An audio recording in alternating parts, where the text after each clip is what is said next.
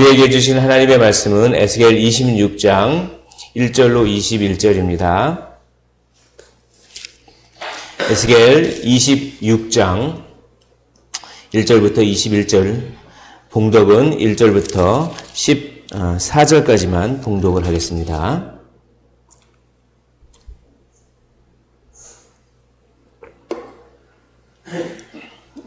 다 찾으신 줄로 알고 한 절씩 교독하시고 마지막 절 함께 읽도록 하겠습니다. 11째 해 어느 달 초하루에 여호와의 말씀이 내게 임하여 이르시되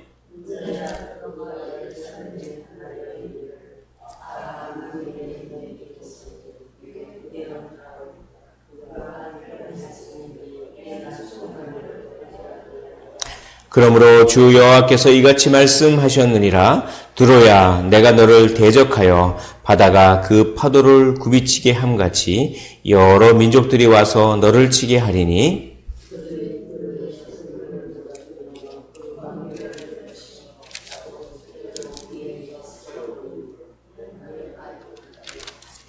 바다 가운데 금을 치는 곳이 되게 하리니 내가 말하였음이라. 주 여호와의 말씀이니라. 그가 이방의 노략거리가 될 것이요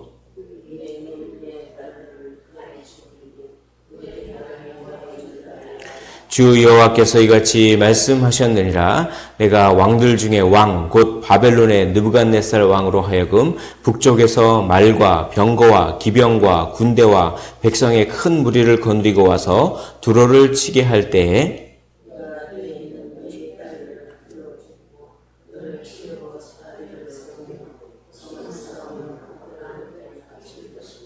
공성퇴를 가지고 내 성을 치며 도끼로 망대를 찍을 것이며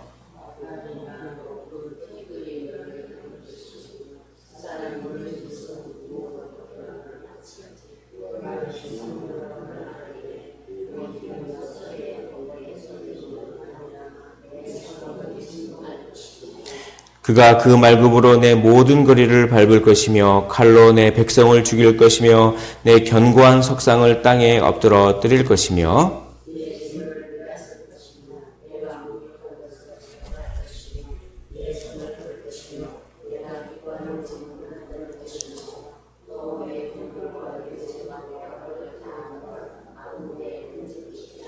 내가 내 노래소리를 그치게 하며 내 수금소리를 다시 들리지 않게 하고 너를 맨 바위가 되게 한즉 내가 금을 말리는 곳이 되고 다시는 건축되지 못하리니 나 여호와가 말하였음이라. 주 여호와의 말씀이니라. 아멘. 오늘 보면 두로에 대한 심판을 하시는데 그 심판의 내용이 너무 깁니다. 두로에 대한 심판이 26장에도 있고 27장에도 두로에 대한 심판이 나옵니다. 그리고 두로에 대한 심판이 28장에도 나옵니다. 무려 3장에 걸쳐서 자세하게 두로의 심판을 묘사를 합니다. 그런데 어제 25장부터 열방 심판에 대해서 말씀드렸는데 어제는 암몬과 모압과 에돔과 블레셋이 심판을 받는다 이런 얘기를 드렸습니다.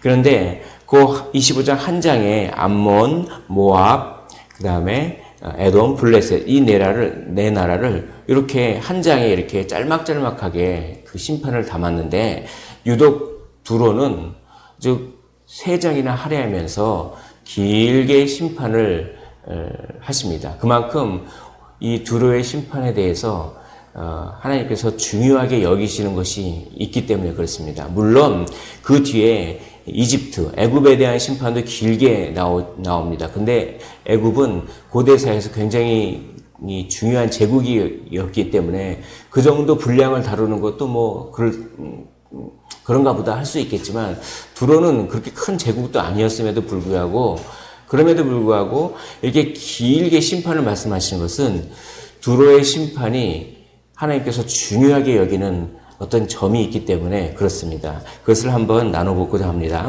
26장 1절에 보면 11째 해 어느 달 11째 해는 예루살렘이 함락된 그런 해인데 그 해 어느 달 아마 가을이었을 것입니다. 학자들은 그렇게 얘기합니다.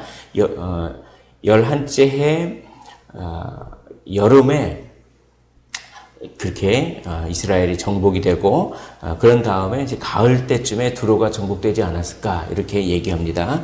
이 두로에 대한 심판이 얼마나 심판이 철저했는지를 너무나 이 묘사를 합니다. 아주 생생하게 묘사를 하는데 한번 그것들을 한번 나눠보겠습니다. 3절에 보면 파도의 이미지를 그렇게 끌고 와서 바다가 그 파도를 굽이치게 함같이 여러 민족들이 와서 너를 치게 하리니 파도가 탁 치는 것 같이 그렇게 쓸어버린다. 또 4절 보면 그들이 두로의 성벽을 무너뜨리며 두로의 여러 그 두로가 도시인데 그 도시의 그 성벽을 무너뜨려서 그냥 건물들 이런 것들 다 쓸어버려가지고 맨 바위만 남게끔 맨 땅만 남게끔 그렇게 쓸어버린다 이렇게 말씀하시는 것입니다. 또 7절 보십시오. 7절 보면 구체적으로 보면 어떻게 할 것인가 나옵니다. 바벨론의 느부갓네살 왕으로 하여금 북쪽에서 말과 병거와 기병과 군대와 백성의 큰 무리를 거느리고 와서 두로를 친다 이렇게 얘기합니다. 그러니까 아까 파도가 탁 쳐서 여러 민족이 친다라고 했는데 그게 바로 바벨론의 느부갓네살 왕이 그렇게 치는 것입니다. 그런데 바벨론이 쳤는데 왜 여러 민족이 치냐고 했냐면 그때 당시 제국의 군대들은 많은 용병들이 거기에 포함되어 있습니다. 그래서 바벨론 나라의 군대지만 거기에는 여러 민족들이 포함된 것이죠. 그래서 바벨론 군대가 쳤지만 여러 민족이 쳤다 이렇게 묘사하는 것입니다. 그런데 그 수가 얼마나 많은지 말과 병과 기병과 군대와 백성의 큰 무리를 데리고 와서 쳐버렸다. 그래서 파도가 그냥 다 휩쓸려 버려가지고 맨 땅만 남게끔 그런 이미지를. 근데 그 말들이 얼마나 많은지 10절 보십시오. 10절 보면 말이 많음으로 그 티끌이 너를 가릴 것이며 이게 무슨 말이냐면 말들이 많으니까 말이 막 그냥 따닥따닥 소리를 내면서 막 오면 어떻게 합니까? 먼지가 확 일어나지 않겠습니까? 말이 워낙 많으니까 말발굽 소리가 들리고 그러면서 뭐 흙먼지가 일어나는 게 그냥 온통 시야를 가릴 정도로 그렇게 많은 말들이 와서 쳐버린다라고 하는 것입니다. 그리고 그 말들이 따닥따닥 하면 이렇게 오고 기병 그 병거나 이런 수레와 병거가 그렇게 지나가는 소리가 얼마나 큰지 막 그 도시의 그 성을 다 진동시킬 정도로 이게 굉장히 무서운 이미지죠. 저기 멀리서부터 소리가 들리기 시작합니다. 근데 나를 죽이려고 오는 그 소리가 들리는 것이죠. 말소리, 그 수레소리, 마차소리 이런 게 막 들리고 그것이 막 울려 퍼져서 그 건물들이 막 그냥 지진이 일어나듯이 막 울려 퍼지고 심장이 막 벌렁벌렁대고 콩팥이 막 벌렁벌렁 떨리고 그리고 흙먼지가 막 일어나고 이 엄청난 이미지들을 아주 자세하고 생생하게 묘사합니다. 그냥 두로를 멸망하겠다. 바벨론 왕 느부갓네살을 통해서 두로를 심판하겠다. 두 줄이면 끝날 것 가지고 이렇게 자세하게 생생하게 묘사하는 그 이유는 무엇입니까? 그것은 두로가 부자 나라였기 때문입니다. 두로는 해상 무역으로 돈을 많이 벌었습니다. 그래서 교만합니다. 내가 돈이 많아. 교만하고 그 돈으로 아주 요새를 든든하게 요새를 탁 짓고 그 돈으로 그냥 무역을 해가지고 재물을 다 그렇게 이렇게 쌓고 보물을 쌓고 막 그랬습니다.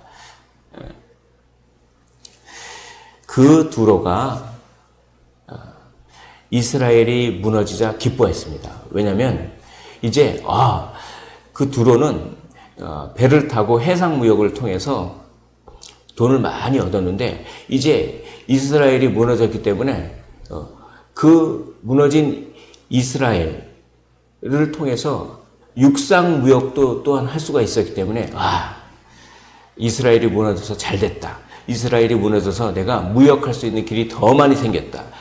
예전에는 해상 무역을 했는데 이제 해상 무역 플러스 육상 무역도 해가지고 그쪽 이렇게 무역으로 돈을 많이 벌 수 있겠다. 이게 뭡니까? 이스라엘이 무너지는 것을 보고 기뻐했습니다. 자기가 돈을 더 많이 벌 수 있기 때문에 기뻐했습니다. 그걸 하나님께서 아주 진노하시고, 그래서 이렇게 길게 심판을 얘기하는 것입니다. 그것이 오늘 26장 2절에 나와 있습니다. 26장 2절을 한번 같이 읽어보도록 하겠습니다. 26장 2절입니다. 시작. 인자야 두로가 예루살렘에 관하여 이르기를 아하 만민의 문이 깨져서 내게로 돌아왔도다. 그가 황폐하였으니 내가 충만함을 얻으리라 하였도다. 이게 그 말입니다. 이스라엘이 멸망했기 때문에 내가 오히려 돈 벌 수 있는 활로가 더 많이 열렸다. 그가 황폐하였으니 내가 충만함을 얻으리라. 다른 사람들이 망한 것 때문에 내가 돈을 벌 수 있는 것에 대해서 막 즐거워하는 것. 특별히 이 하나님 나라가 망한 것이 내가 돈 벌 기회가 더 많이 생겼기 때문에, 그렇기 때문에 기뻐하는 것. 이 돈에 사로잡혀 있는 이 마음, 어떻게 하든 돈만 벌면 되는 이 마음, 이걸 하나님께서 너무 싫어하십니다. 하나님을 의지하지 않고 돈을 의지하고, 그래서 돈으로 든든하게 자기 요새를 짓고, 이런 것들이 어떻게 합니까? 다 그냥 파도에 휩쓸리듯이 휩쓸려서 돈으로 지은 모든 것들이 다 없어지고 맨 땅만 남겠다라고 이야기하십니다. 4절을 보십시오. 4절에 보면 그들이 두로의 성벽을 무너뜨리며 그 망대를 할 것이며 나도 티끌을 그 위에서 쓸어버려 어떻게 됩니까? 맨 바위가 되게 하며 맨 땅만 남게 하는 것입니다. 또 14절 보십시오. 14절 보면 너를 맨 바위가 되게 한즉, 맨 바위라고 하는 얘기가 두 번이나 나옵니다. 돈으로 무슨 집을 짓고 뭘 하고 돈으로 막 이렇게 그냥 이렇게 엄청나게 창고에 금은보가 가득하고 통장에 돈이 가득하고 그런 것들 한순간에 다 쓸어버린다. 하나님께서 탁 치셔가지고 돈을 엄청나게 모였는데 쓸만한 이제 돈을 한번 써야겠다 생각했는데 그날 밤 하나님께서 탁 치셔가지고 죽게 하시면 아무 소용이 없습니다. 그렇게 맨 땅만 남게 하겠다. 12절을 보십시오. 12절에 내 재물을 빼앗아갈 것이며 내가 무역한 것을 노략할 것이며 내 성을 헐 것이며 내가 기뻐하는 집을 무너뜨릴 것이며 또 내 돌들과 내 제목과 내 흙을 다 물 가운데에 던질 것이라. 내가 기뻐하는 것, 하나님보다 더 기뻐하는 것이 돈이라면, 재물이라면 그 내 기뻐하는 집을 무너뜨릴 것이고 내 재물을 빼앗을 것이고 내가 무역한 것을 노략할 것이고 라고 그렇게 이야기하는 것입니다. 이 두로의 운명은 무엇입니까? 완전히 그 나라가 없어져 버렸습니다. 20절을 보십시오. 제가 읽어보겠습니다. 내가 너를 구덩이에 내려가는 자와 함께 내려가서 옛적 사람에게로 나아가게 하고 너를 그 구덩이에 내려간 자와 함께 땅 깊은 곳 예로부터 황폐한 곳에 살게 하리라. 내가 다시는 사람이 거주하는 곳이 되지 못하리니 살아있는 자의 땅에서 영광을 얻지 못하리라. 내가 너를 패망하게 하여 다시 잊지 못하게 하리니 사람이 비록 너를 찾으나 다시는 영원히 만나지 못하리라. 주 여호와의 말씀이니라.